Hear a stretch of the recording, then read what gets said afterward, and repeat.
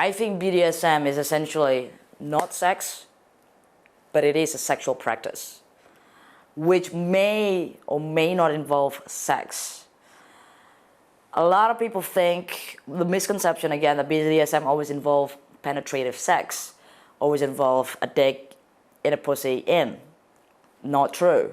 But I would be a liar if I would tell you that it's not a sexual practice.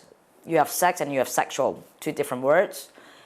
And within the right context, it's necessary to have, I would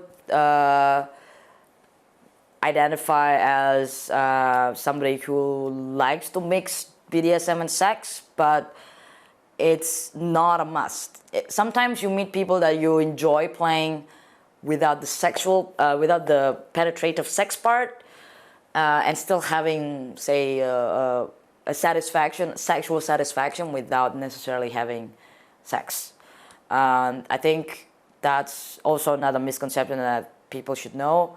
BDSM is not sex, but BDSM is a sexual practice at the end of the day, because it revives things within our mind and our body where it relates to our sexual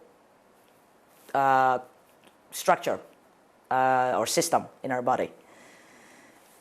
If people were to want to learn about BDSM, what are the things that they should consider? First, learn about consent.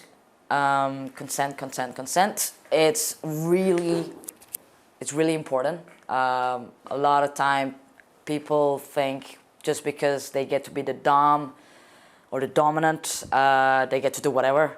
Not true. They actually have to go through certain way of earning consent from the submissive, and that takes a lot of communications. Another thing would be the technical bits. Think about it this way. Everything within BDSM and kink are risky. A spanking, somebody may be thinking, oh, it's just a spank, just a light spank. Sure, but you'll never know what kind of reactions you get. You do it harder, maybe you get a better reaction, but you do it harder at the wrong part of the body, you might hurt the tailbone. So knowing anatomy of the body is also very important, especially when you dabble in impact play, which a type of play that involves usually like whipping or spanking or flogging. Also rope bondage is very important to know the anatomy of body, because there are stuff where like you can tie, but you miss an inch, you might cause a nerve damage to your submissive or your bottom.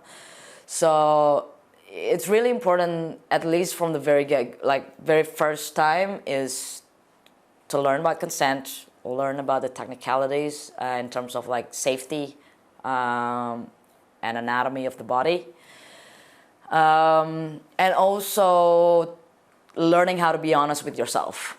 Like, because sometimes like you get people who are like, because they think, say, a man should be a dominant, they're like, oh no, like no, I don't like it in the butt. But then, somebody do it and they're denying it, it's also not very healthy for you. So I would say also learning how to be honest with yourself, what you feel within your body, what you feel in your head, and accepting it, embracing it, owning it as part of yourself is also very important.